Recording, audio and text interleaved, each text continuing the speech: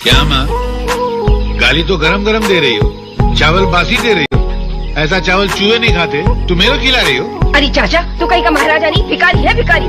तो क्या हुआ, इस संसार को चलाने के लिए राजा और भिखारी दोनों जरूरी हैं। राजा टैक्स लेता है तो भिखारी भीख लेता है। राजा महल में राज करता है तो भिखारी तुम्हारे दरवाजे पे आके फरियाद करता है।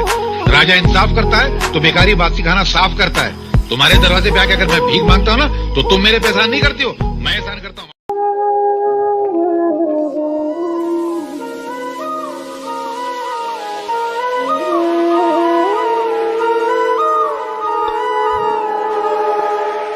ये क्या बाबूजी, फिर प्याज और रोटी? सब्जी दाल खाना तो कई दिनों से भूल ही गए हैं आप। कई दिनों से आप चटनी रोटी ही खा रहे हैं। कहते हैं चादर जितनी बड़ी हो इंसान को पैर उतने ही फैलाने चाहिए, मगर मेरी तो चादर ही छिन गई है। मैं अपने हिस्से का खाना बहुत पहले खा चुका हूं। ये चटनी रोटी भी मैं अगले जन्म से कर्ज लेकर खा रहा हूं। मगर अफसोस ये है कि आत्माराम को ये बात उस वक्त समझ में आई जब घर की दीवारें गिर गईं, औलाद का आशियाना उजड़ गया। इस फकीर की एक बात याद रखना, जिंदगी का अगर सही लुत्फ उठाना है ना, तो मौत से खेलो। सुख में हंसते हो तो दुख में कह लगाओ, जिंदगी का अंदाज बदल जाएगा। बेटे, जिंदा है वो लोग जो मौत से टकराते हैं, मुर्दों से बदतर है वो लोग जो मौत से घबराते हैं। सुख को ठोकर मार, दुख को अपना। अरे सुख तो बेवफा है, चंद दिनों के लिए आता और चला जाता है। दुख तो अपना साथी है, अपने साथ रहता है।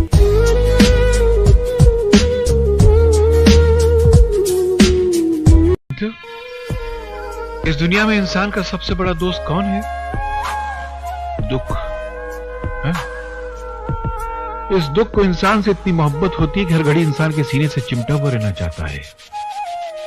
ये वही दुख है जो कभी रोटी का दुख बनकर आता है, कभी नौकरी का दुख बनकर आता है, कभी बीवी का दुख बनकर आता है, तो कभी औलाद का दुख बनकर आता है।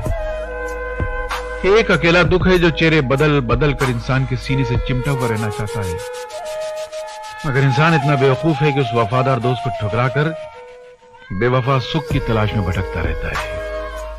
अरे सुख तो बेवफा तवाइफ की तरह है, जहां जिसके पास कल उसके पास।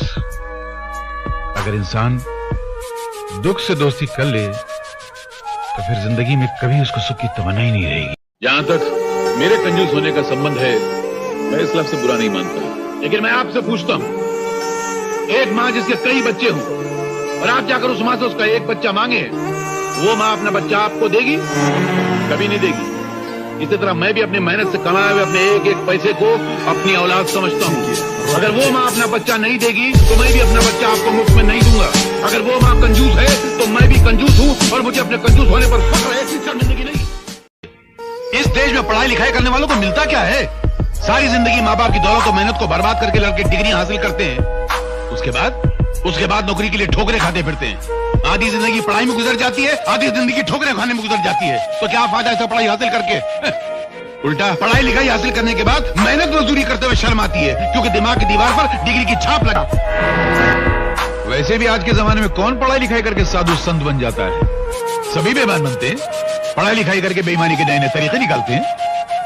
मासी जी, एक बात बताऊं, आजकल के जमाने में उसी बच्चे को पढ़ना चाहिए जिसके बाप के बाद दौलत का ढेर लगा हुआ हो, ताकि पढ़ाई लिखाई पूरी करके अपने बाप की कुर्सी पर जाके बैठ जाए और पढ़े लिखे डिग्री वाले नौजवानों को अपना गुलाम बनाकर उन पर हुकूमत करे। इसीलिए मैं अपने बेटे को अपनी यूनिवर्सिटी में पढ़ा रहा हूं, ताकि ये बड़ा होकर किसी की नौकरी नहीं करेगा, अपना बिजनेस, अपना कारोबार खुद करेगा, अपने दिमाग के बल पर, अपनी उंगलियों की ड्यूटी पे? हाँ। तो ड्यूटी वाले बाबू जरा एक बात तो बताना। क्या? पिछले महीने मंत्री महोदय जब दौरे पे निकले थे तो कदम कदम पे उनकी रक्षा के लिए पुलिस फोर्स वाले खड़े थे। और तुम जनता का जोखम लेके निकलते हो, पैसे लेके निकलते हो। पुलिस फोर्स तो एक तरफ, एक सूखा मरा हुआ हवलदार भी तुम्हारे साथ नहीं है। मंत्री महोदय तो बैल की तरह मुस्टंडे हैं और तुम सूखे मुरझाए हुए खजूर के पत्ते की तरह हो। क्या ये सरकार की बेईमानी नहीं?